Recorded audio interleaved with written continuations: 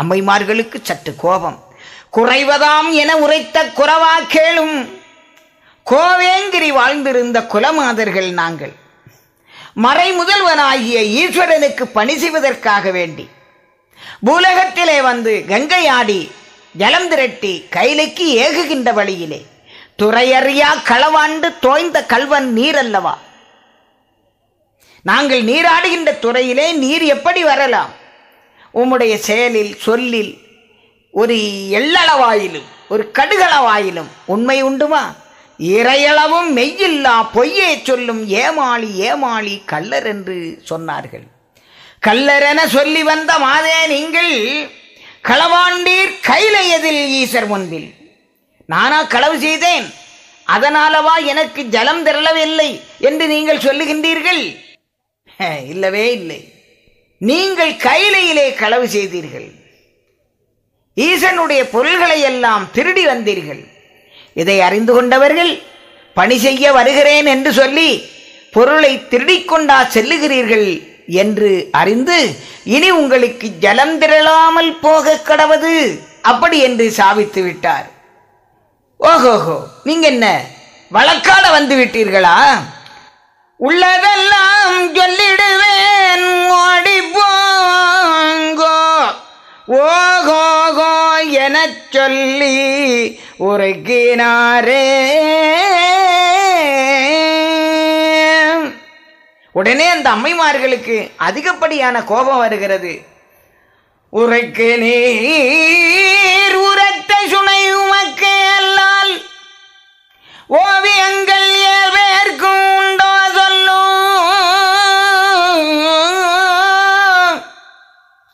இறுக்கி வைத்த நீரிழக செய்தகள் ஈசர் முதல் வானவர்கள் எவரும் சொல்வார். சிறுத்த இடை மாதருட வீட்டில் வெண்ணெய் திருடி உண்ட கள்வரென சொல்வார். உம்மை பொறுக்க இனி மாட்டோங்கான் உமது நியாயமோ புகண்டிடுவோம் இனி அண்டம் பொடியத்தானே. புட்டுக்காய் வைகதனில் மண் சுமந்து பிரமபடிகள் வட்டதிவும் போதாவண்ணம் கெட்டுமிக பட்டீரே இடச்சிகையால் கேள்வி இல்லாம புறத்தில் கிழவன் போலே குட்டுமிக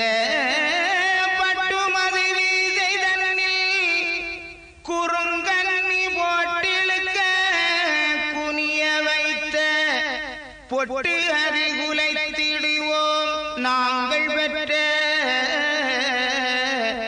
பிள்ளைதனை தந்தி புவியாள வைப்பீர். பிள்ளைதனை தந்தி புவியாள வைப்பீர். மேலும் அவர்கள் என்ன சொல்லுகிறார்கள்? ஆடெடுத்த கல்வரல்லோ உமக்கு சூடு சொரணை என்பதே கிடையாது என்றார்கள். ஒரு காலத்தில் பஞ்சபாண்டவர்களை எத்தனையோ கட்டங்களிலே சோதித்து கடைசியாக அவர்களுடைய பார பிளங்களை வாங்கி திருப்பி அனுப்புகின்ற போதும் எம்பெருமான் ஆடுகளை திருடுகின்ற கள்ளனாக வேடம் போட்டு அவர்களை சோதித்தார். எனவேதான் சொல்லுகிறார்கள், இந்த அளவுக்கு அந்த உத்தமர்களை நீ சோதித்து பார்த்தவர் அல்லவா? சூடு சொரணையே கிடையாது.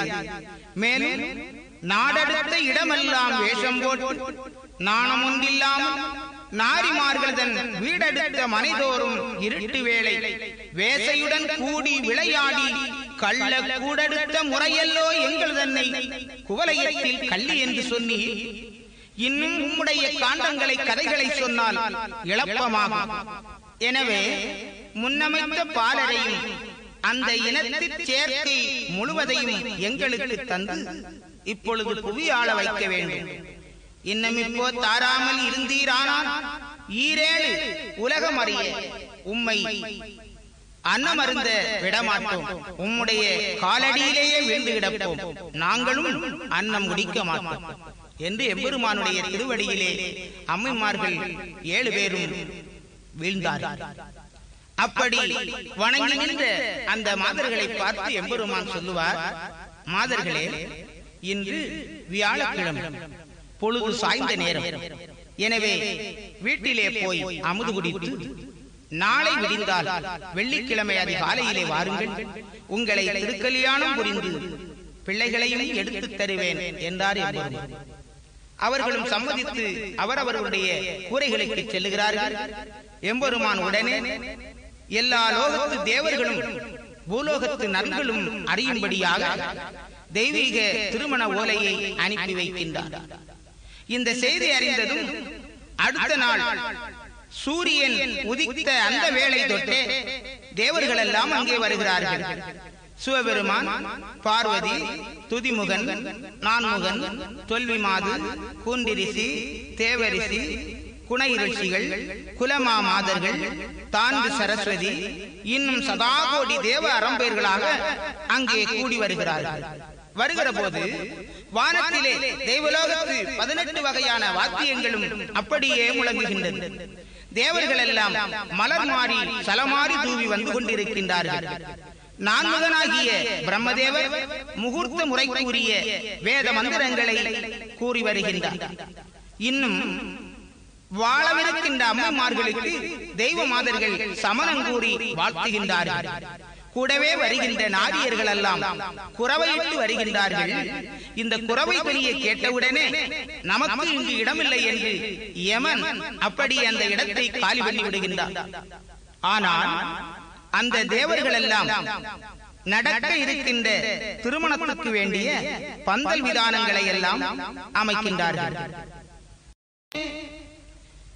மாபெரும் பந்தல் அமைக்க வேண்டும் என்று எண்ணிய அந்த தேவர்கள் எல்லாம் 9 கிரகங்களையும் கொண்டு பந்தக்கால்களாக அங்கே நிறுத்துகின்றார்கள்.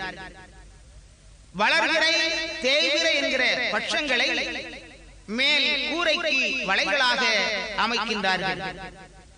4 வேதங்களை மேல் கூரையாகவும் 6 சாஸ்திரத்தை வெள்ளை கட்டி அலங்கரிப்பது போலவும் பந்தலை அலங்கரித்தார்கள். அப்படி அலங்கரித்து விட்டு பூரணமாக ஒளி தருகின்ற வகையிலே சூரியனே கொண்டு அங்கே விளக்காக பொருத்தினார்கள். அலங்காரப்படுத்த வேண்டுமே என்று எண்ணியவர்கள் அலங்கார விளக்குகளுக்கு வானத்து நட்சத்திரங்களை கொண்டு அங்கே அமைத்தார்கள்.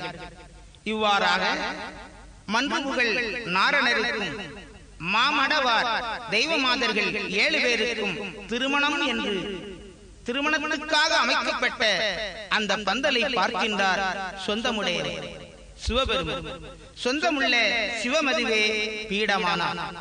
இப்படி பந்தலை நிறைவு செய்து அவர்கள் பணியை எம்பெருமானிடத்திலே போய் சொல்லுகிறார்கள். பிறப்பித்த பெம்மானே, யாராக இருந்தாலும் அவரவர்களுக்கு ஆய்ந்து பேணி அமுதளித்து உயிர் அனைத்தும் காக்கும் உறப்பித்த மாலோனே, ஐயா, உன்னுடைய திருவடி வணங்குகின்றோம். தாங்கள் நிச்சயித்த நிறைமணத்துக்கு வேண்டிய பணிகளை செய்திருக்கின்றோம்.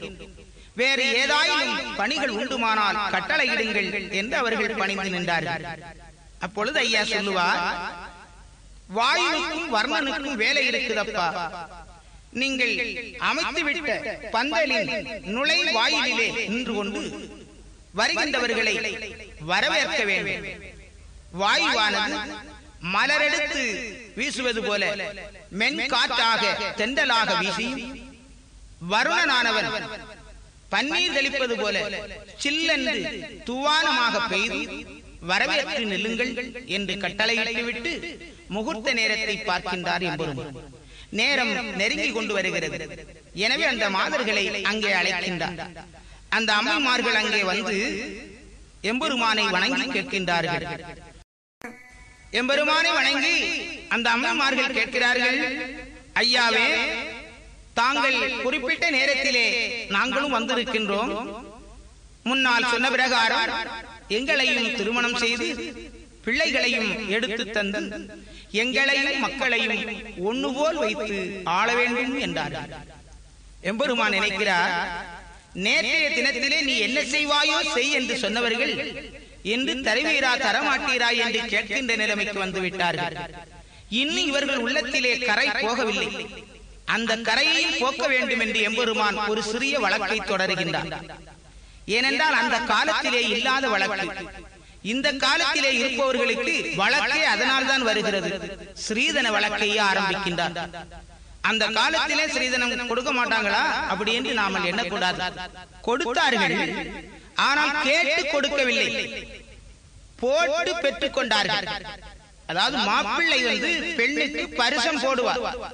அதனுடைய மதிப்பு எவ்வளவோ அதுக்கு தக்கவாறு ஒரு ஸ்ரீதனம் கொடுக்க வேண்டும் என்று அந்த காலத்திலே ஒரு வழக்கு இருந்தது.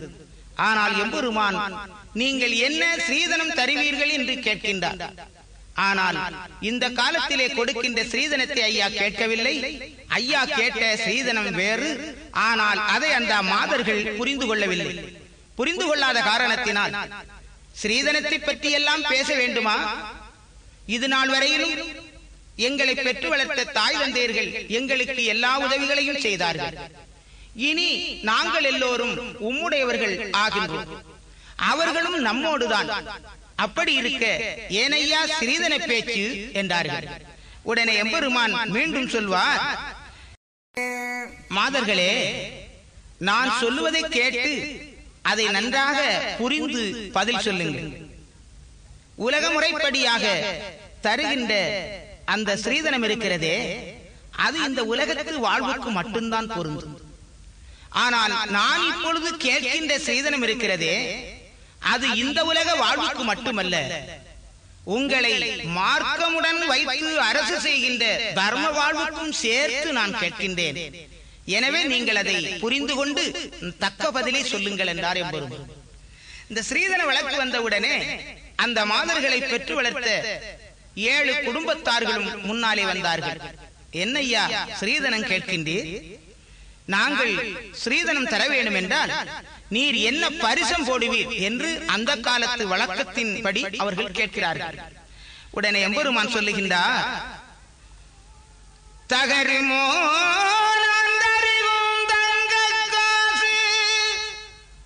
சதா கோடி எண்ணமதுதானோ இல்லை,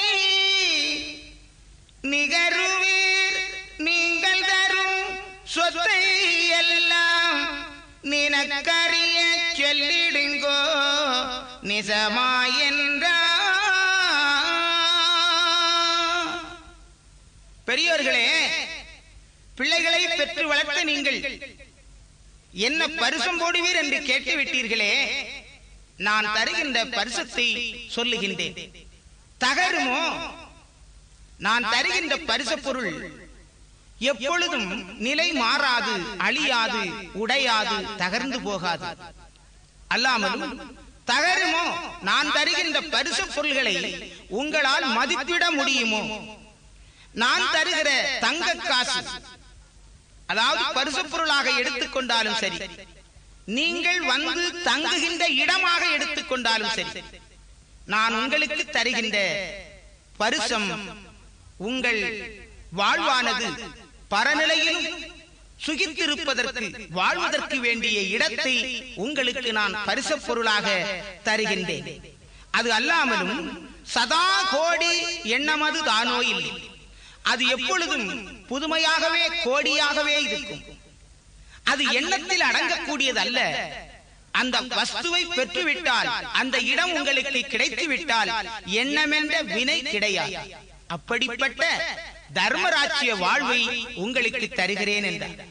ஆனால் அந்த அம்மைமார்கள் 7 பேர், அவர்களை பெற்று வளர்த்த குடும்பத்தாரும் அங்கு கூடியிருந்த மக்களும், உங்களுக்கு நான் அழியாத, எப்பொழுதும் புதுமையான, எண்ணம் என்ற வினை இல்லாத வாழ்வாகிய தர்ம வீட்டை உங்களுக்கு தருகிறேன் என்று ஐயா சொன்னதும், அந்த பக்தர்களாக கூடியிருக்கின்றவர்கள் எல்லோரும் அங்கே என்ன சொல்லுகிறார்கள்? இப்படி எல்லோரும் எம்பெருமானுடைய திருவடிக்கு சரணாகதியானார்கள். அப்பொழுது ஐயா சொல்லுகின்றார், பக்கமது என்று சொல்லிவிட்டீர்களே, இனிமேல் உங்களுக்கும் எனக்கும் தர்க்கம் இல்லை. ஜீவான்மா பரமான்மா, இந்த உயிருக்கு சொந்தக்காரனாகிய அந்த உடையவனுக்கும் ஒரு தர்க்கம் இருக்கிறது. நீ நான் நான், எனது, என்னுடையது என்ற உட்பகை புறப்பகை நம்மிலிருந்து அவரை பிரித்தாளுகின்றது. இந்த நிலையை விட்டுவிட்டால் அவருக்கும் நமக்கும் தர்க்கம் கிடையாது. எந்த வேளையிலானாலும் எந்த பருவத்திலானாலும் அவன் நம்மையெல்லாம் ஆட்கொள்வதற்கு தயாராக இருக்கின்றான். இப்படி அந்த மாதர்களுக்கும் எம்பெருமானுக்கும் நடந்த அந்த விவாதம் முற்று பெறுகிறது. அடுத்தபடியாக எம்பெருமான் சொல்லுவார், இந்த பெண் பிள்ளைகளை பெற்று வளர்த்த தாய் தந்தையர்கள் முறைப்படியாக வந்து கைப்பிடித்து தாருங்கள் என்ற. உடனே அவர்கள் சொல்லுவார்கள், ஐயாவே, முன்னமேயே இவர்களுக்கெல்லாம் நீர் கணவர்கள், அவர்கள் உம்முடைய மனைமார்கள் தான்.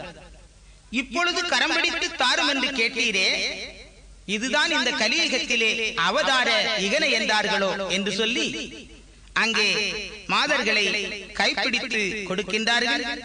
எம்பெருமானும் அவர்களுக்கு தங்கத்தால் திருத்தாலி சேர்க்கின்றார்.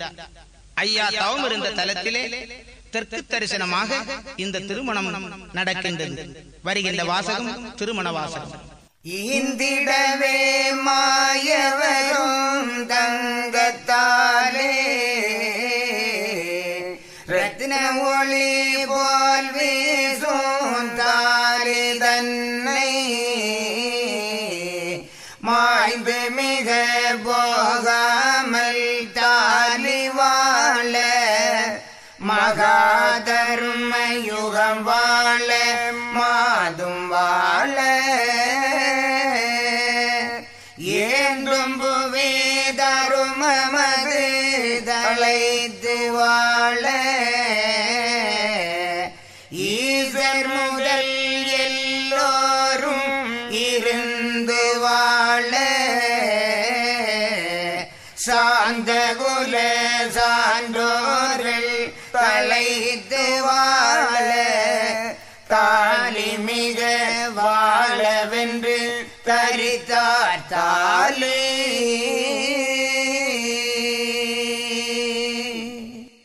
தாலி மிக தருகுகையில் மாதரோடு தமனிய நாதனும் மகிழ்ந்துதான் ஏது சொல்வார். கேலி மிக உரையாதுங்கோ இன்னம் கெணிமடவார நேகம் உண்டு மனங்கள் செய்ய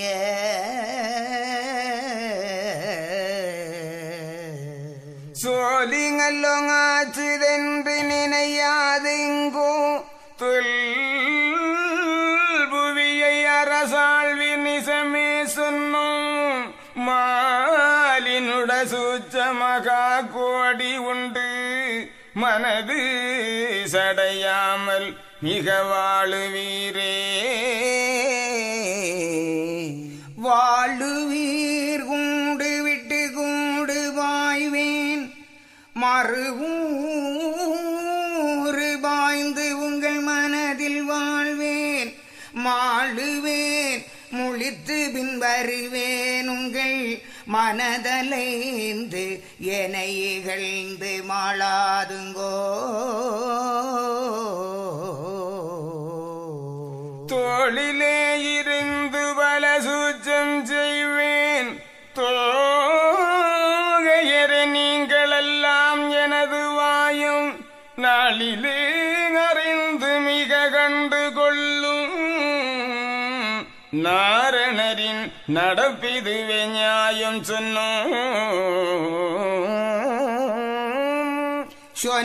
மொழிதனை மறந்து நீங்களெல்லாம் தூசணித்து என கவடம் எண்ணாதுங்கோ.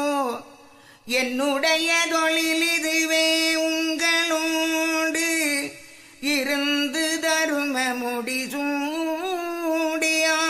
மட்டும் பொன்னுடைய நாடதுக்கு வானோர் தம்மை போக விடை கொடுக்க அவர் போனார் அங்கே. கன்னி மடவார்கையை பிடித்து கொண்டு கருணை வழி தெருவீரி வருகின்றாரே.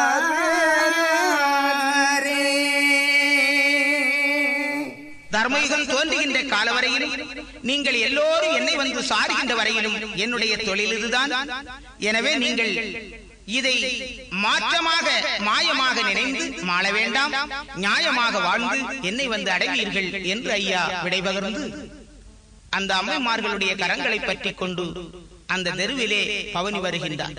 தெருவீது வருகின்ற அந்த பாடலை ஐயா முதலாவது பாடி வருகின்றார். அதற்கு பதிலை போல அம்மைமார்கள் சொல்லுகின்றார்கள். அம்மைமார்கள் சில இடங்களிலே கேள்விகள் கேட்கிறார்கள். அதற்கு ஐயா தகுந்த பதிலை சொல்லுகின்றார். இப்படி இக பர நிலை பற்றி அந்த பாடலிலே சொல்லப்பட்டு அந்த அம்மைமார்களோடு நாட்டு மக்கள் கண்டு சந்தோஷப்படுகின்ற நிலையிலே ஐயா அந்த பதியிலே வந்து அமர்ந்திருக்கின்றார். தெருவீதி நாம் வருவோம் எந்தன் தேவிமாரே கன்னி நாயகமே, மறுவினிய கன்னியரே பதி வலங்கள் சுற்றி நாம் வருவோம். கண்மணியே காரணரே போகோ காயாம்பு மேனியரே, மண்ணேளும் அளந்தவரே போகோ மாயவரே வலம் வருவோம். பெண்ணரசே மாமையிலே நமது பொறுமைப்பதி வலம் வருவோம். தன்னமுள்ள தேவிமாரே நமது தருமப்பதி வலம் வருவோம். ஆண்டமணி நாயகமே பூல காண்டருளும் கண்மணியே, காண்ட நிறைவேற்ற வந்த எங்கள் கணவனர் நம் வலம் வருவோம். பொறுமைப்பதி வலம் வருவோம். கலி பொடியாமும் போட்டிடுவோம். தர்மம் அது தழைக்கச் சொல்வோம். பதி தானே வலம் நாம் வருவோம். பொல்லாத வகையளித்து சுவாமி புது பூமி தோண வைத்து, கல்லாதார் கருவறுத்து சுவாமி கதிகபதி வலம் வருவோம்.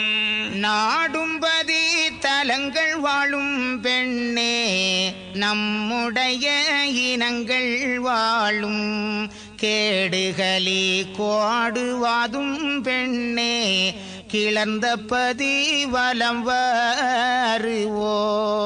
ஆகாத பேரு எல்லாம் சுவாமி அக்கினிக்கு விருந்தளித்து,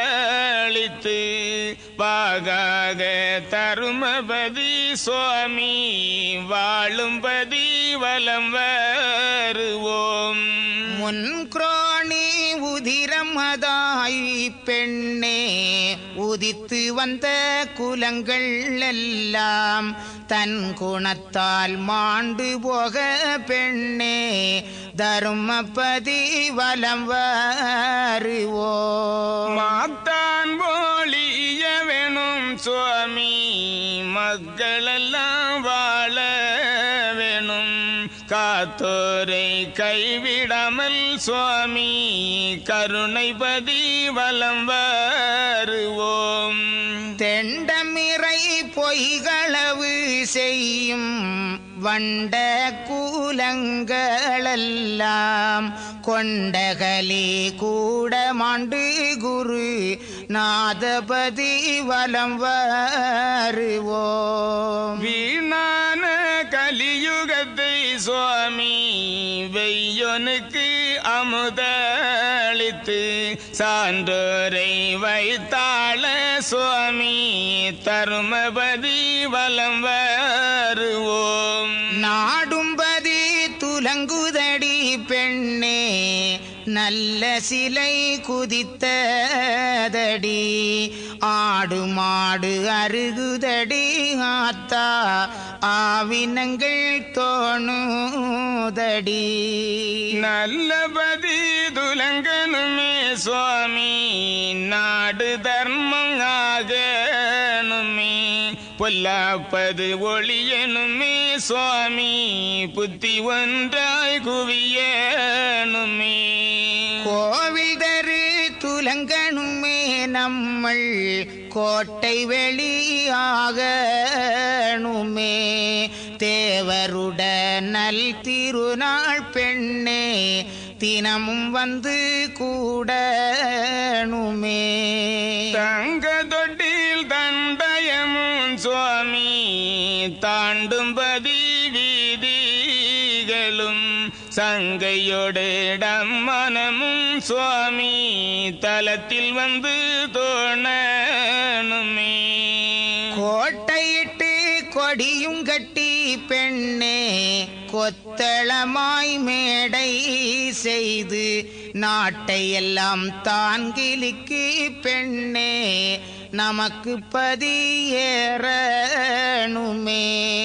நம்பினோரை காக்கணுமே சுவாமி நாடு கட்டி ஆளணுமே.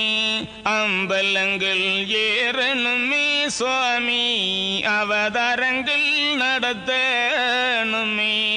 சிங்காதனம் ஏறணுமே பெண்ணே தீவெட்டிகள் போடணுமே. கண்காட்சை காணணுமே பெண்ணே கன்னியரை கைப்பிடித்தால். பாக்கியங்கள் பெருகணுமே சுவாமி பாரிலுள்ளோர் காணுதற்கு ஆக்கி நாங்கள் படைக்கணுமே சுவாமி அமுதருந்தி வாழணுமே. மக்கள் வெற்று வாழணுமே பெண்ணே வந்து எந்தன் கால் பீடித்து உக்க நின்றோராட்டணுமே பெண்ணே உற்ற பள்ளி மெத்தை சூழ. பால் பவுசு பெருகணுமே சுவாமி பஞ்சனையில் கொஞ்சனுமே. தூலருமை அறியமலே கலி தொல்புவியும் மயங்கனுமே. சமுசாரி ஆகணுமே பெண்ணே தலையில் சோறு சுமக்கணுமே. ஒவுதாரி கேட்கணுமே பெண்ணே உங்களை நான் அடிக்கணுமே. அயலூர் போகணுமே சுவாமி அழைத்த நீரும் வரவேணுமே. கயல்வெளி மார் ஒருதற்கொருதர் கற்றுதல்கள் கொள்ளணுமே. நானும் வந்து நிறத்தணுமே பெண்ணே நல்ல மொழி சொல்லணுமே. தேனும் பாலும் போலே நாமல் தேசமதில் வாழணுமே.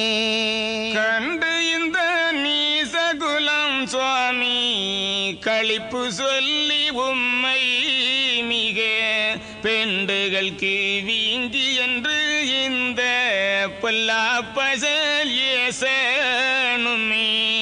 காரணத்தை அறியாமலே பெண்ணே கலிப்பயல்கள் தான் நகைத்தால் மாரணத்தின் தீர்வை தன்னில் பெண்ணே மடுநரகம் பூத்திடுவே.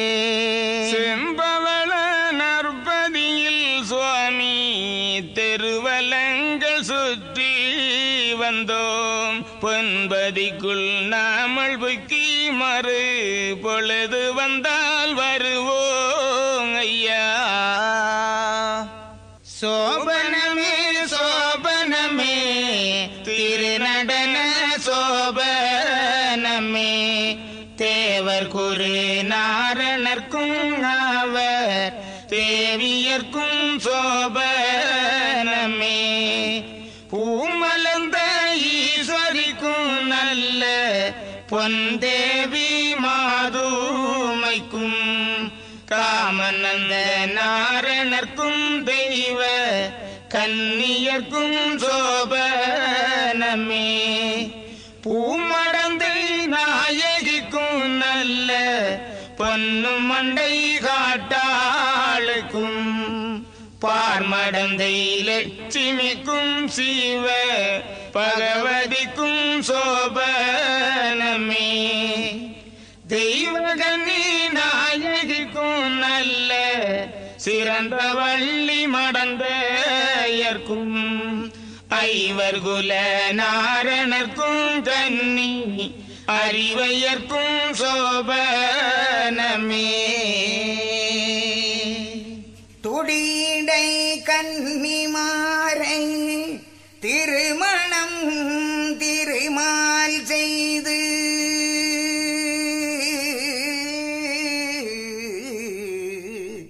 துடிடை கன்னிமாரை திருமணம் திருமால் செய்து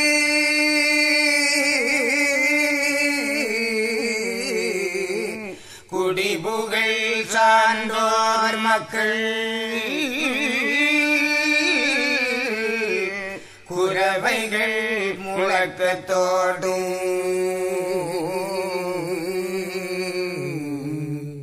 திடீரென தெருக்கள் சுற்றி தேவியும் மன்னராக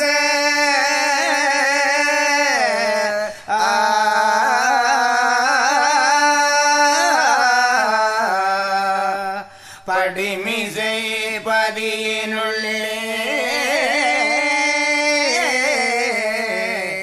பதிந்து வந்திருந்தார் அன்றே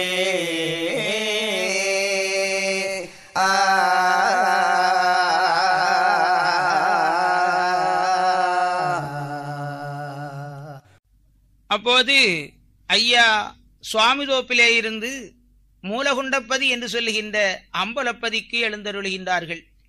அந்த இடத்திலே வந்து அந்த தலத்தை பார்த்தவுடனே ஐயா எண்ணுகின்றார்கள், இப்பதியில் வந்தால் எள்ளளவும் தோஷமில்லை, எந்த பதியும் இந்த பதிக்கு நிகராகாது என்று எல்லோருமாக அன்று முதல் அல்லல் வினை தீர்ந்து அங்கே வாழ்ந்திருந்தார்கள். தோப்பு பதியிலே எவ்வளவு சௌகரியங்கள் ஐயா அமைத்திருந்தார்களோ அதுபோல தொட்டிக்கட்டு அம்பலமும் கோப்பு புரையும் மணியரங்கும் பள்ளி அறையும் பார்சவுக்கை மண்டபமும் துள்ளி சுகசோபனம் புரிவதற்கு வேண்டிய பூம்பந்தல்களும் புகுவீர மேடைகளும் அமைத்து மற்றும் ஊன்புரை உகத்தீர்ப்பு புரை இப்படிப்பட்ட அமைப்புகளையும் உடன் சேர்த்து ஐயா அங்கே இகனை புரிந்திருக்கின்றார்கள். வாரத்திலே செவ்வாய்க்கிழமை தோறும் திருநாள் நடத்தியும் தான தர்மங்களை நடத்தியும் அன்பர்களுக்கு அருள்பாலித்தும் இருக்கின்றார்கள். அம்பலப்பதியிலே வாழ்ந்திருந்த காலத்தில் ஐயா அழகான தூய்மையான வெண்பட்டு ஆடை அணிந்து தாமலிய நீராளம் தங்கச் சருகைகள் சேர்த்த தலப்பாகையும் அணிந்திருந்தார்கள். அதுபோலவே அம்மைமார்களும் ஆடை அணிந்து அப்படி செவ்வாய்ச்சை தோறும் திருநாள் நடத்தி 96 கைகள் ஒரு குடத்துக்குள் சேருகின்ற தத்துவ அம்பலமும் அமைத்து அந்த அம்பலத்திலே இருந்து நாட்டு மக்களுக்கு குவலய தீர்ப்பு உரைத்தார்கள். எனவே அம்பலம் அமைத்து ஐயா நடுத்தீர்ப்பு சொல்லிக் கொண்டிருந்த காரணத்தினால் அந்த தலத்திற்கு அம்பலப்பதி என்ற சிறப்பும் அமைந்தது. இப்படியாக அங்கு சில நாள் தர்மங்களை நடத்தி இருக்கின்ற போது கலி முடிவாறு ஆகுகின்ற காலத்திலே பகவதி, பார்வதி, மண்டைக்காட்டாள், வள்ளி தெய்வ யானை, பூமடந்தை இப்படிப்பட்ட தெய்வ தாய்மார்களை எல்லாம் அவர் ஒருவரே திருமணம் முடித்து வாழ வேண்டும் என்பது அவர் கொண்டு வந்த ஆகம விதி. அதன் பிரகாரம் இனி பகவதியை திருமணம் செய்ய வேண்டும் என்று எண்ணி அவளை முதலாவது நாம் நம்மிடத்திலே மயக்கி கொண்டு வந்துவிட வேண்டும். பின்னாலே அவளை திருமணம் செய்வதற்கு வேண்டிய காரண காரியங்களை உரைத்து அவள் சம்மதத்தின் பேரிலே அந்த திருமணத்தை நடத்தி இருக்க வேண்டும் என்று திருவுள்ளங்கொண்டார்கள். என்ன மாயமாக அவளை இங்கே கொண்டு வரலாம்? கிழவனாக வேடம் எடுத்து செல்ல வேண்டும் என்று எம்பெருமான் ஒரு கிழவேடம் எடுத்து அங்கே செல்லுகின்றார்கள். கிழவனாக சமைந்து கிருதம் செய்ய வேண்டும் என்று, அதாவது போற வயது ஆகிய ஒரு கிழவனுடைய நிலையிலே தம்மை ஆக்கிக் கொள்ளுகின்றார். தளதளவென்று தேகமெல்லாம் ஒரு மினுமினுப்பு, ஒரு பல்லுமில்லாத பொக்குவாய், முடியெல்லாம் நுரை போன்று நரைத்து விட்ட நிலை, இடையிடையே கக்கல் இருமல், தள்ளாடிய பருவம், கையிலே ஒரு கோல் ஊன்றிக் கொண்டு சன்னை இருமல் போட்டுக்கொண்டு, பிள்ளாய் பகவதியே பேத்தியன் பொன்மகளே, கண்ணு மயிலே கனக ஒளி மாமணியே, இந்த பேரனுக்கு கொஞ்சம் கஞ்சி விடம்மா என்று இறப்பனை போல நின்று கேட்டார்.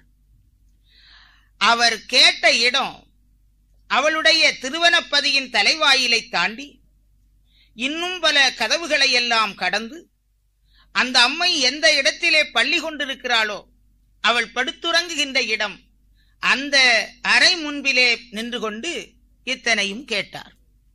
பேத்தி என்று சொன்னவுடனே அவளுக்கு ரொம்ப பிரியமாகத்தான் இருந்தது. இருந்தாலும் ஒரு ஆண் பிள்ளையினுடைய குரல், அந்த அளவுக்கு நெருக்கமாக ஒரு ஆண் பிள்ளையினுடைய குரலை அவள் இதற்கு முன் அறிந்தாள் இல்லை. எனவே அது அவளுக்கு பெரும் பயத்தையும் கொடுத்தது. உடனே அவள் அவரை பார்த்து கேட்கின்றாள், ஆர்கானும் நான் இருந்த அரங்குக்குள் வாரதுதான், பாரழியும் நாளோ பையரங்குக்குள்ளே வந்தாயே கிழவா, இந்த உலகம் அழிவதற்கு காலம் வந்து விட்டதா? நான் படுத்துறங்குகிற அறைக்குள்ளாக வந்து நீ இப்படி நிற்கின்றாயே, எங்கிருந்து வந்தாய்? நீ யார்? உன்னுடைய பெயர் என்ன? ஊர் என்ன? உன்னை பார்த்தால் கிழவனாகவும் தெரிகிறது. நீ உண்மையிலேயே கிழவன்தானா அல்லது கிங்கிழுக்க வந்தவனா? இந்த கிடுகிடுப்பைக்காரன் வந்து சில சமயங்களிலே ஏமாற்றி சென்று விடுவானே, அப்படி ஏமாற்றுவதற்காக வந்திருக்கின்றாயா அப்படி என்று கேட்டார். உடனே எம்பெருமான் சொல்லுகின்றார், அம்மா, வேறு எந்த சூட்சமும் கிடையாது தாயே, நீ வேறு மனதிலோ ஏதோ நினைத்து நீ மயங்க வேண்டாம். பரமார்த்தம் அம்மா. ஏனென்றால் நான் இது ஏதோ ஒரு அகரம் என்று இங்கே வந்துவிட்டேன். வினோத வித்தை வேறு ஒன்றுமில்லை. நான் ஒரு லாடகுரு. என் பெயர் ஸ்ரீராமன். என்னுடைய ஊர் பழனியாக்கும். திலாடமதிலே இருந்து பல தீர்த்தங்களை நான் ஆடி வருகின்றேன். நான் இங்கு வந்த வேளை இந்த பொழுது சாய்கின்ற வேளை. எனக்கோ கண்ணுக்கு ஒளிவு கிடையாது. பசி ஒரு கரையிலே வாட்டுகிறது. கால் கரங்கள் பெருத்த நடுக்கம். இந்த நிலையிலே கடலுக்குள் போய் இறங்கினால் கரையேறுவோமோ ஏறமாட்டோமோ என்ற ஒரு சந்தேகம். ஆதலால் எங்காயிலும் போய் இன்று கொஞ்சம் கஞ்சி வாங்கி அறிந்துவிட்டு நாளை விடிந்தால் இந்த தீர்த்தத்தை ஆடலாம் என்று உந்தன் திருப்பதியை ஒரு அகரம் என்று வந்துவிட்டேன். தாயே, நீ கோபித்துக் கொள்ளாதே. இங்கு வந்த பின்னாலே இன்னும் ஒரு பேச்சு பேசுகிறார்கள். எவ்வளவு கஷ்டப்பட்டாயிலும் நின்னு நின்னு போயாயிலும் அந்த ஒரு விசேஷத்தையும் பார்த்துவிட வேண்டும் என்றும் என்னுடைய மனம் எண்ணுகிறது என்று இவர் அன்போடு இத்தனையும் சொன்னவுடனே அந்த அம்மையினுடைய மனம் அவர் பேரிலே பாசம் கொண்டது. பேரா, இப்படி உட்காரும், உமக்கு கொஞ்சம் பொறி மாவு பிசைந்து தருகிறேன். அதை நீர் ஏற்றி இளைப்பாரி இன்று இங்கே தங்கி நாளை விடிந்தால் நீர் போகின்ற இடத்திற்கு போகலாம் என்று அந்த அம்மையானவள் பொறிமாவு எடுத்து பிசைய புறப்பட்டாள். ஆனால் எம்பெருமான் இதை ஒரு தருணமாக கொண்டு இன்னும் இவளுக்கு நம்பேரிலே ஒரு பாசப்பிடிப்பை ஏற்படுத்த வேண்டும் என்று அவர் சொல்லுகின்றார். அம்மா, என் அருமை பேத்தியே, நீ இப்பொழுது சொன்னது எனக்கு ரொம்ப சந்தோஷமாக இருக்கிறது. நீ சொன்னதிலேயே என்னுடைய பசியும் அடங்கிவிட்டது. ஆனால் நீ இந்த கிழவனுக்கு ஏதாயிலும் தரலாம் என்று எண்ணுகின்றாய். அதை மறுப்பதும் நியாயமல்ல. எனவே உன் கையினாலே கொஞ்சம் பதம் கொண்டு கொடு. அதை பால் போல மோர் போல ஏற்றுக்கொள்வேன் நான் என்று சொன்னவுடனே அந்த அம்மையும் ஒரு சொம்புல கொஞ்சம் தண்ணீர் கொண்டு கொடுக்கின்றாள். அதை அவர் ஏற்றுக்கொண்டு அப்படியே ஒரு இடத்திலே உட்கார்ந்தார். உடனே அந்த அம்மையும் ஓடி வந்து பக்கத்திலே உட்கார்ந்து கொள்ளுகின்றார். அவரை பார்த்தவுடனே அவளுடைய மனதிலே ஒரு எண்ணம் ஏற்பட்டது. நாம் எப்பொழுது பார்த்தாலும் இந்த அறைக்குள்ளாக அடைந்து கிடக்கிறோம். இந்த கலியுகத்திலே எத்தனையோ அற்புதங்கள் நடக்கிறது என்று உலகிலே பேசிக் கொள்ளுகிறார்கள். நாம் எதையும் பார்த்ததில்லை. ஆனால் இந்த கிழவன் லாடமதிலே இருந்து கன்னியாகுமரி வரையிலும் தீர்த்தங்கள் ஆடி வந்திருக்கின்றார். உலகத்தை நன்றாக அறிந்தவராக இருக்கிறார். எனவே இவரிடத்திலே கேட்டால் உலகத்தை பற்றி நாம் அறிந்து கொள்ளலாம் என்று அவர் பக்கத்திலே வந்து அமர்ந்திருந்த அன்னை எம்பெருமானை வேண்டிக் கொள்ளுகின்றார். பேரா, உமக்கு போற வயது ஆனதினால் நாத்திசைகள் எங்கும் நடமாட்டமாக இருக்கும். எல்லா தீர்த்தங்களும் ஆடி வந்ததாக சொல்லுகிறேன். இந்த லோகத்திலே மிக மேலான தீர்த்தம் எது அப்படி என்று கேட்டாள். உடனே எம்பெருமான் சொல்லுவார், அம்மா, காசி தீர்த்தம் மிக மேலான தீர்த்தம். அதற்கு சமமான ஒரு தீர்த்தம் உண்டு என்றால் அது இந்த கன்னியாகுமரி தீர்த்தம். இலக்கியங்களிலே கூட கல்வெட்டுக்களிலே சொல்லப்படுகிறதாம். வடக்கே ஒரு வாரணாசி, அது காசி. தெற்கே ஒரு வாரணாசி, அது கன்னியாகுமரி. அகஸ்தீஸ்வரம், தோவாளை என்ற 2 தாலுகாக்களுக்கும் வாரணாசி பூமி என்று பெயர். அதாவது காசிக்கு சமமானது. எனவே அவர் அந்த உண்மையை அவளுக்கு தெளிவாக சொல்லி, மற்றும் எத்தனையோ கோடி தீர்த்தங்கள் இருக்கிறது, அவைகளெல்லாம் பிரம்மாண்டம் அப்படித்தான். ஆனால் பேத்தி, இப்பொழுது நான் இங்கே வந்தபோது ஒரு பேச்சு அடிபடுகிறது. அதை போய் பார்க்க வேண்டும். அது மட்டும் உண்மையாக இருந்தால் இந்த லோகத்திலே அதுதான் மிக மேலான தீர்த்தமாக இருக்கும் என்றார்.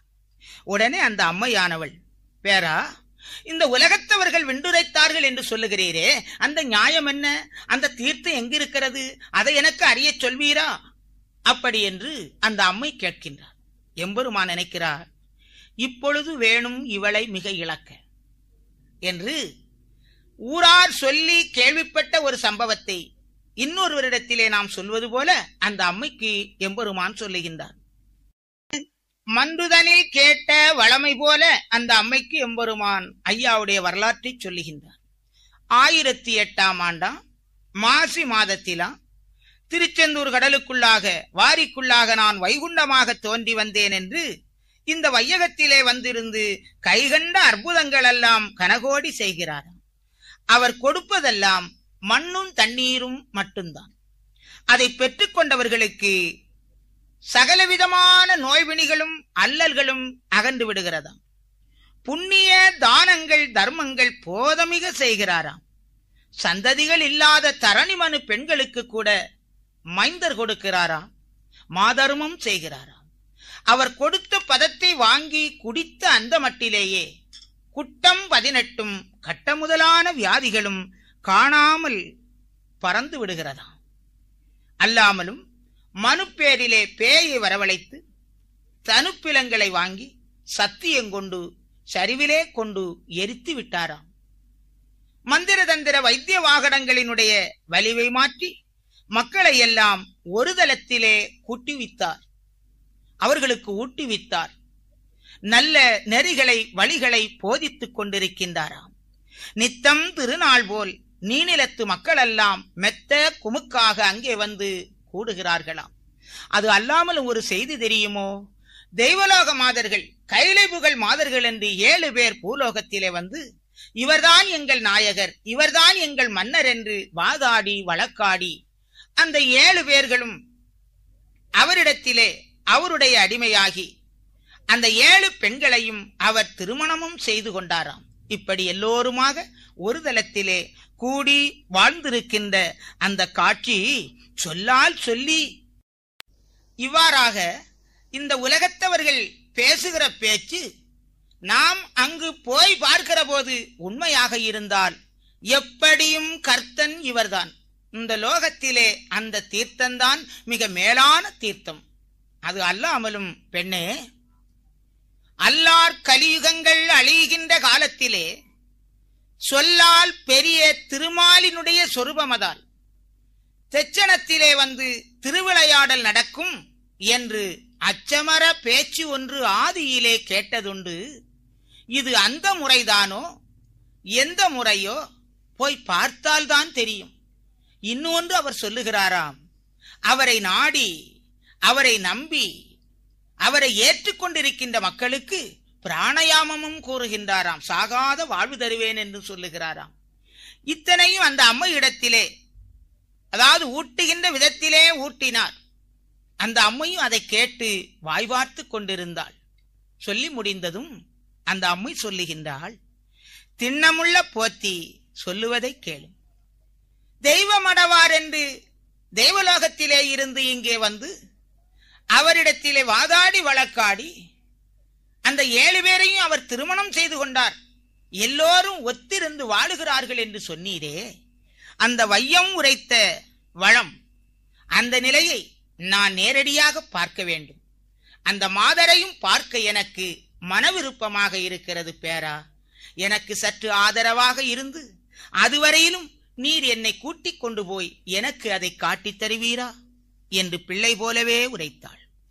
அப்பொழுது எம்பெருமான் நினைக்கிறார், இன்னும் இவளுக்கு அந்த ஆசையை அதிகப்படுத்த வேண்டும் என்று அவள் பேரிலே தயவு இருப்பது போலவும் தன்னால் அந்த இடத்துக்கு அவளை கூட்டிக் கொண்டு செல்ல முடியாத ஒரு பருவநிலை எனக்கு இருக்கிறதாகவும் அந்த எம்பெருமான் அந்த அம்மை இடத்திலே சொல்லுகின்றார்.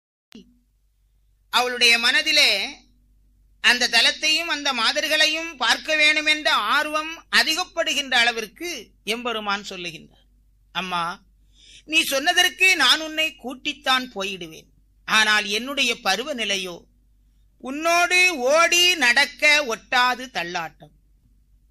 உன்னோடு கூடி நடப்பதற்கு என்னுடைய குறுக்கு பிளக்காது. பேசி பேசியே நடக்கலாம் என்றால் என் நாக்கு பிசகும். சற்று கைவீசி நடக்கலாம் என்றால் என் கண்ணுக்கு ஒளிவு குறைவு. சரி, இத்தனை துன்பத்தையும் சகித்து இந்த பேத்திக்காக வேண்டி இந்த பேரன் இதை கூட செய்யக்கூடாதா என்று தாங்கி வழி நடந்தாலும் கூட எனக்கு கக்கல் இருமல் ஈழை வந்துவிடும், செருக்கிருமல் வந்துவிடும். அந்த இருமல் வந்து விட்டதானால் ஒரு அடி கூட எடுத்து வைக்க முடியாது. இத்தனை துன்பம் இருக்கும் கிழவனுடன் சிற்றிடையில் நல்ல சிறுபுராயம் நடந்தால் ஒக்குமோ பேத்தி உன்னடையும் என்னடையும்? நாமல் பாதை நடப்பதற்கு நாம் இருவேரும் பக்குவம்தானா? நான் நடப்பேன் காதவழி, ஒரு நாளைக்கு 4 இடங்களிலாயிலும் தங்கி தங்கிதான் அந்த இடத்தை கடக்க முடியும். நீ என்னோட நடந்தால் நிகராமோ என்று அந்த அம்மை இடத்திலே கேட்கின்றார். அந்த அம்மை சொல்லுகின்றாள், பேரா, நற்போடு ஒத்த நம்முடைய பேரா, வேறாள்கள் கூட வெளியேற போகாது. இது கலி உலகம், 1 10 பேசும். அது காரணமாக வீராக போத்தி மெல்ல மெல்ல நடந்தாலும் போதும். எவ்வளவு நாள் ஆனாலும், எம்மாத்திர நாள் ஆனாலும் பரவாயில்லை. பைய இருந்து பாதை நடந்து அந்த நெய்தலிய கன்னியர்கள் 7 பேரையும் கண்டிப்பாக எனக்கு பார்க்க வேண்டும். அதுவரையிலும் என்னை கூட்டிக் கொண்டு போய் காட்டிவிடும் பேரா என்று அந்த அம்மை மீண்டும் அவரை வேண்டிக் கொண்டாள். அப்பொழுது இப்பொழுது வேணும் இவளை இழக்க என்று எம்பெருமான் சொல்லுகின்றார். அம்மா, அப்படி என்றால் ஒன்று சொல்லுகிறேன். இப்பொழுதுதான் இந்த நேரமானது பொழுது சாய்ந்து கொண்டிருக்கின்றது. இந்த வெளிச்சத்திலே கொஞ்சம் கால் விரைவாய் நடந்தா அந்த இடத்துல போயிடலாம். இதோ பக்கத்துல அப்படி என்றுதான் சொன்னார்கள். ஆதலாலே வேறு யாருக்கும் தெரிய வேண்டாம். உன்னுடைய பொற்பணி வேலை செய்கிற பெண்ணார்கள் கூட அறிய வேண்டாம். அவர்கள் தான் வீட்டுக்கு போய்விட்டார்களே, இனி காலையில் தானே வருவார்கள். இனி விடுவதற்குள்ளாக நாம இந்த இடத்துல வந்து சேர்ந்து விடலாம். இப்பொழுது புறப்பட வேண்டும் என்றார். உடனே அந்த அம்மையானவள் சுறுசுறுப்பாக ரொம்பவும் சந்தோஷப்பட்டு அந்த பேரனாரை தூக்கிவிட்டு அவர் கையிலே கம்பம் எடுத்து கொடுத்து மெதுவாக வெளியே செல்லும், நான் ஒவ்வொரு கதவுகளாக வாங்கி அடைத்து விட்டு வருகிறேன் என்று சொல்லி அந்த கிழவன் பின்னாலே புறப்பட தயாரானார். அந்த எம்பெருமான் மனதிலே எண்ணுகின்றார், இப்பொழுதே புறப்பட்டால் அங்கு அந்த விசேஷங்களை எல்லாம் பார்த்து அந்த தெய்வபுகழ் மாதர்களையும் பார்த்து விடுவதற்குள்ளாக உன்னுடைய திருவனப்பதியிலே வந்துவிடலாம் என்று சொன்னவுடனே அவள் ரொம்ப சந்தோஷப்பட்டு அந்த கிழவன் பின்னாலே புறப்பட்டாள். எம்பெருமானும் குன்னி எழுந்து கையிலே கோல் பிடித்து தான் இருந்த விடத்தை விட்டு எழுந்திருந்து வெளியே வருகின்றார். இடையிடையே சன்ன இருமலும் போட்டுக் கொள்ளுகின்றார். பின்னே விழுவார் போல் அப்படி தள்ளாடி கொள்ளுகின்றார். அந்த அம்மையானவள் கதவுகளை எல்லாம் வாங்கி அடைத்துக் கொண்டு கேது விளைத்து வந்த கிழவன் பின்னாலே புறப்பட்டாள். சந்தமுடன் லாடகுரு சாடை செய்து முன்னடந்தார். அந்த அம்மையும் அவரை பின் தொடர்ந்து அன்னநடை பயின்றாள். முட்டாங்கு இட்டு முகந்தெரியா வண்ணம் கட்டி கவிழ்ந்து காலெடுத்து வைக்கிற ஓசை கூட கேட்டுவிடக் கூடாது.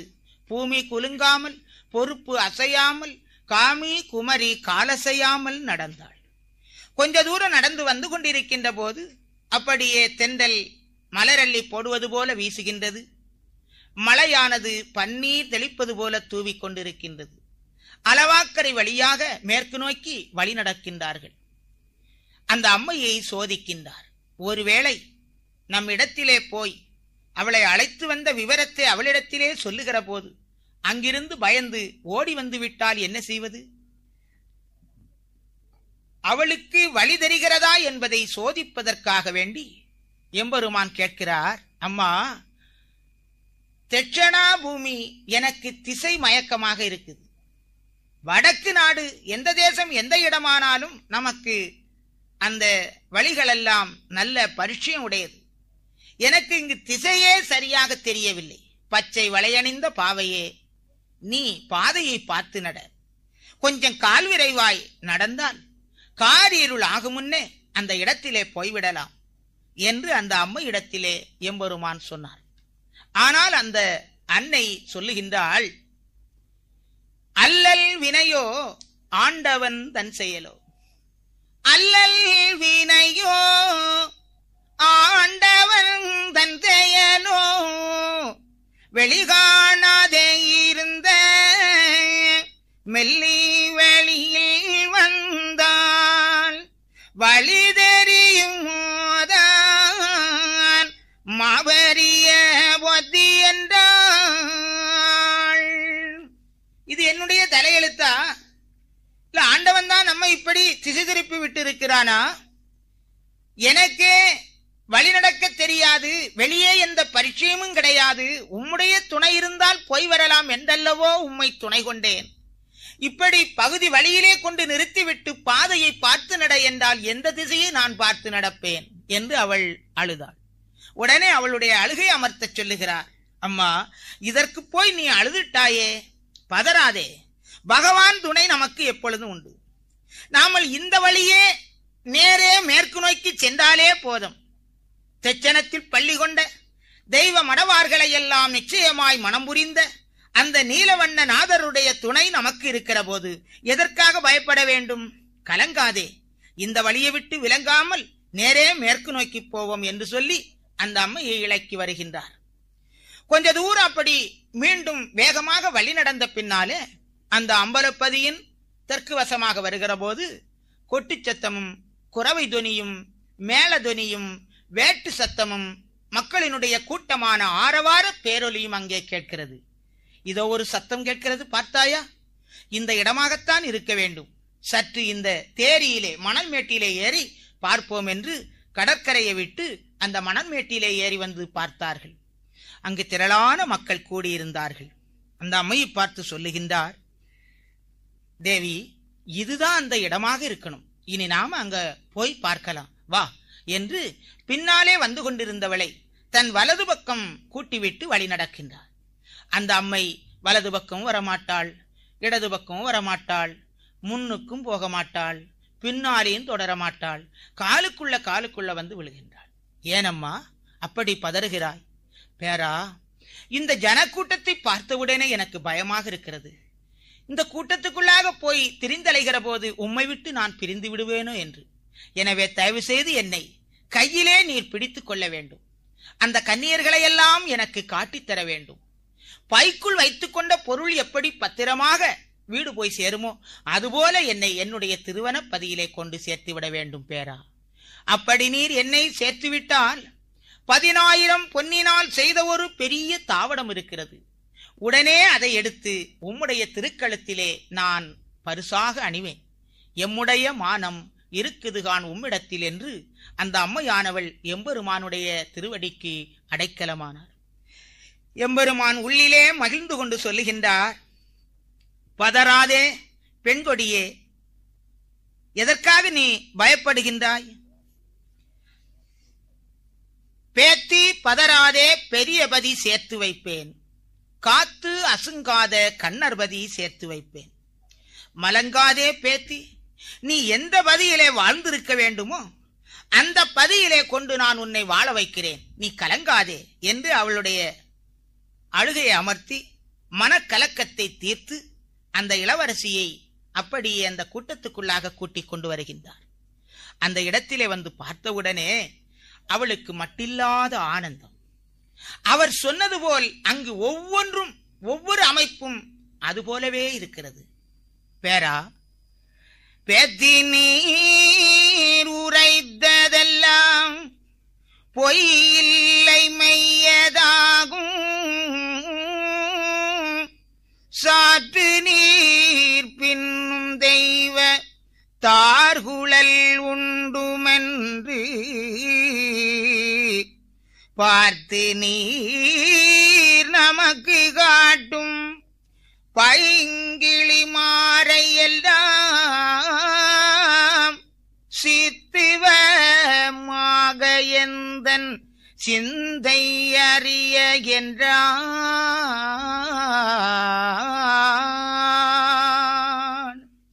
பேரா, நீர் சொன்னது போல இந்த பதி அமைந்திருக்கின்ற அந்த சிறப்பும் அதற்கு அமைந்திருக்கின்ற அந்த மேடைக்குரிய கால்களும் இங்கு கூடியிருக்கின்ற மக்களினுடைய நற்களினுடைய சீரும் அவர்கள் சொல்லுகின்ற செந்தமிழ் பாடலும் இங்கு வருகின்ற சந்தன வாடை போன்ற நல்ல மணந்தரும் வாசனை பொருந்திய அந்த காற்றும் இந்த ஆலயத்திலே அமைக்கப்பட்டிருக்கிற சிவாலய தெருக்களுடைய சிறப்பும் அப்பப்பா எவ்வளவு அருமையாக இருக்கிறது. நீ சொன்னது ஒன்று கூட தவறில்லை. ஆனால் தெய்வ மாதர்கள் 7 பேர் வந்து ஒருவரை திருமணம் முடித்து வாழ்ந்திருக்கிறார் என்று சொன்னீரே, அந்த மாதர்கள் எந்த எந்த இடத்திலே இருக்கிறார்கள் அதை நமக்கு அறிய காட்டும் என்று அந்த அம்மையானவள் கேட்கின்றார். உடனந்த கிழவந்தானும் உடனந்த கிழவந்தானும் உள்ளது தானே என்று மடமையில் குமரி தன்னை வாவன அழைத்து கூட்டி குடத்தனும் உடையரான கோதையர் கோவில் புக்கி நடைதனில் நின்று கொண்டு நாரியறிவர்தான் என்றார்.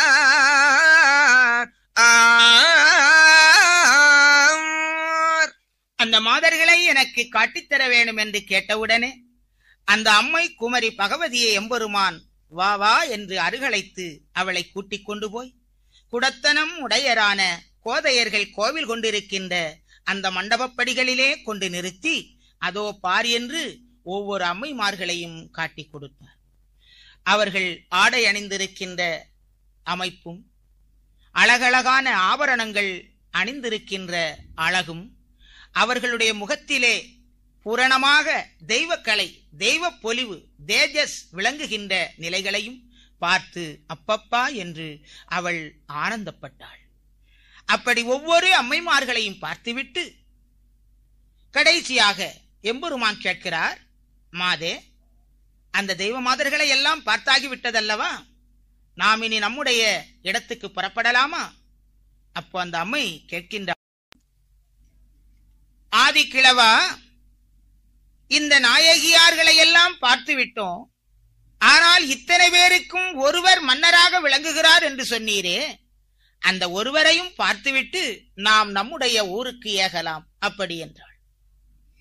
அது சரிதாம்மா, ஒரு காலத்திலே நீ என் பேரில பழி கூட சொல்லலாம். நானும் அந்த இடங்களெல்லாம் போய் பார்த்தேன்.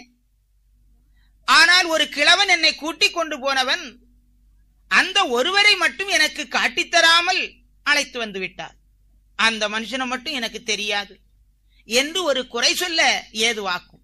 அதனால் அதையும் ஏன் விட்டு வைப்பானேன், அவரையும் பார்த்து விடலாம் என்று எம்பெருமான் 96 கைகள் ஒரு குட என்று சொல்லக்கூடிய குடத்துக்குள்ளாக சேருகின்ற தத்துவ அம்பலத்திலே நின்று கொண்டு நாட்டு மக்களுக்கெல்லாம் கும்மி போட்டு குவலய தீர்ப்பு உரைத்துக் கொண்டிருக்கின்ற அந்த காட்சியை அதோ பார் என்று காட்டிக் கொடுத்தார்.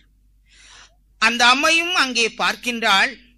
அவளுடைய கண்ணுக்கு பச்சை நிறமும் பவளவாய் கனிதழும் நச்சரவிலே பள்ளி கொண்ட நல்ல சொரூபம் போலே தண்டையணி காலும் தாமரைக்கை பொன்முகமும் கெண்டையக்கண் மாலும் கிரண ஒளி ரத்தினம் போல் செம்பவள வாயும் சிறந்த பீதாம்பரத்துடனே அம்பலத்தே நின்று ஆனந்த நடனம் புரிகின்ற காட்சி, சச்சுதானந்த வடிவாகி அந்த காட்சி அந்த அம்மைக்கு தெரிந்தது.